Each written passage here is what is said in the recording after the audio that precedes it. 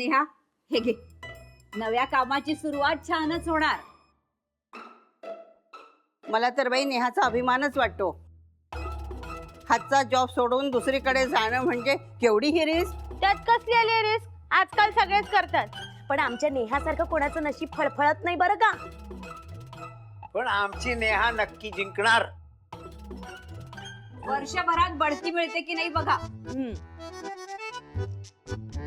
नेहा ताई, पार्टी तर पाहिजे हा. काय रे काकू? म्हणजे काय? हो हो हो नेहा पार्टी पाहिजे. हिला ना नेहमी खाण्याचं नुसतं. पार्टी हवी. मला एक मिनिट.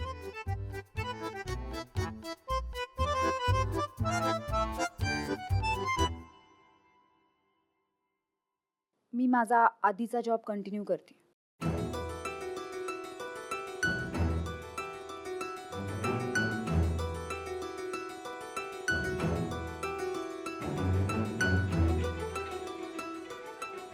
म्हणजे मी माझं रेझिग्नेशन मागे घेतलं. मी म्हंटल होतं आईला तू हा जॉब सोडून नाही जाणार.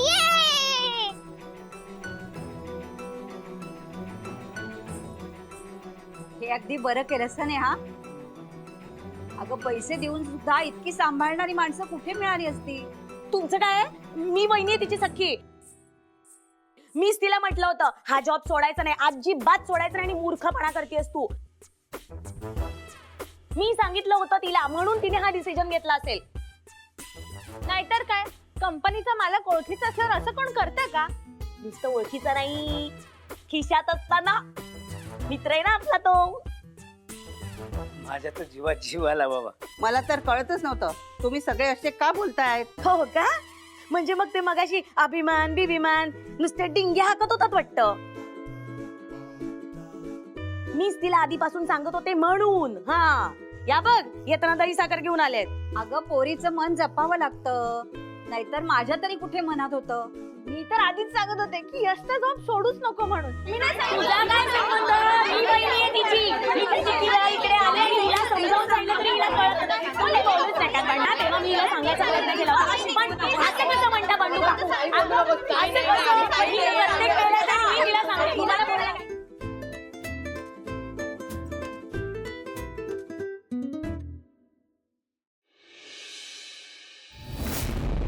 बाबा, सिमीला बिझनेस मधलं काही कळत नसलं तरी माणसांबद्दल तुमच्यापेक्षा 10 पट जास्त कळतं. कुठे कोणाला कसं खेळवते ना ते बघाच.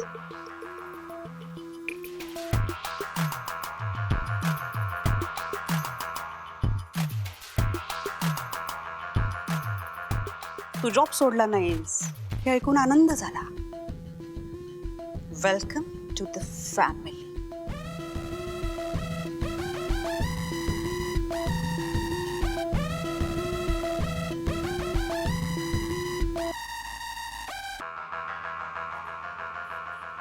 किती झाले?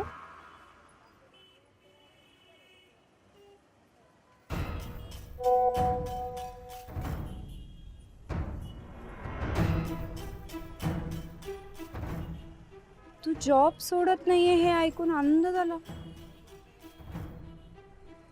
नेहा, फायनली. मला वाटलं रात्रीत निर्णय बदलला की काय. आता हे नेहमीच असं ऐकावं लागणार आहे का? हो. या मग काय ठरवलं? तेच तेच काय? म्हणजे काल तुम्ही जे बोलला तेच. काल काय बोललो मी काल? हेच की मी जॉब सोडून नाही जात. बस. हलकं हलकं वाटत असेल ना आता बोलल्यावर? नाही, ऍक्च्युली खूप जड जातं. नाही, लिसन, डोंट वरी. म्हणजे तुला त्या नवीन कंपनीमध्ये जो काही पगार मिळणार होता, मी मॅनेजमेंटशी बोलून प्रयत्न करतो की सेम पगार जर का होऊ शकला इकडे तर. नाही नाही, तसं नाही. मग काल मला सगळ्यांनी सेंड ऑफ पार्टी दिली ना, मग सगळे म्हणत होते जाऊ नकोस ऑफिस सोडून. शेफाली तर खूप रडत होती, पण मी सगळ्यांना पटवून दिलं माझा निर्णय किती योग्य आहे ते. आणि आता मीच. एवढंच ना. डोंट वरी, मी आहे ना. चल. सर आले. अरे सर आले, चला कामाला लगा, कामाला लगा. अरे मी ऐकून घ्या मी काय म्हणतो. अरे अरे ऐकून तरी घ्या. Good morning. Morning morning good morning morning.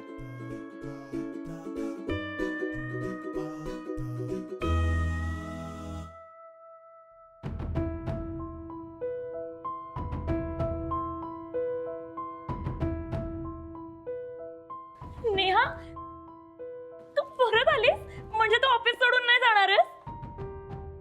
Madam office चुकलात की सवय मोडली नाही अजून तुमची. म्हणजे तू जाणार नाहीयेस ना आता? मग कालचा सेंड ऑफ फुकट गेला. तुझं काम झालं नाही का तिकडे? अगं हल्ली कसलाच भरोसा देता येत नाही. तरी आम्ही तुला बोलत होतो की नको जाऊस. म्हणूनच ती परत आली आहे.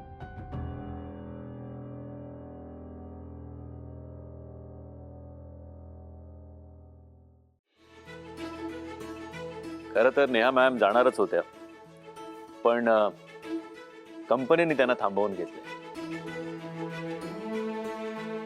मी आउट ऑफ इंडिया होतो म्हणून या सगळ्या प्रोसेसला थोडासा वेळ लागला. पण नेहाजी, आय होप या गोष्टीचा कुठलाही संकोच तुम्ही तुमच्या मनामध्ये ठेवणार नाही. जमेल ना मॅम?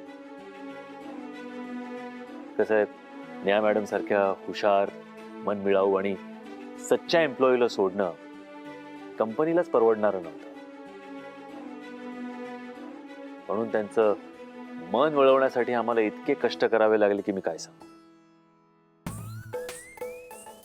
तू इंटरव्ह्यू वगैरे देऊन आली आहेस आणि तिकडे तुला चांगली ग्रोथ आहे, वेगळं केबिन आहे. मॅनेजमेंट आता ऐकेल असं वाटत नाहीये. त्याने तुझ्या जागी दुसरं कोणाला तरी अपॉइंट पण केलं असेल आतापर्यंत. पण शेवटी त्यांचं प्रेम आहे. म्हणजे आपल्या सगळ्यांवर त्यांचं प्रेम आहे.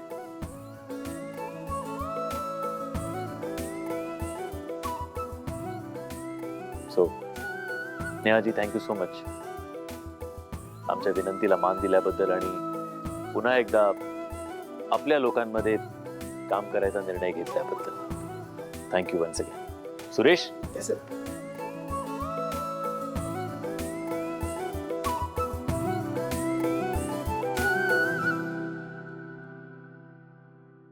Welcome back. चला चला चला आता सगळ्यांनी कामाला लागा. चला. शुअर. चलो get back to work. Yes sir. हा नेहा, थँक्यू. You welcome. फक्त एक रिक्वेस्ट आहे, तू प्लीज अशी रस्त्यात रडत नको जाऊस. कारण तू रडताना नाही, हसताना जास्त छान दिसतेस.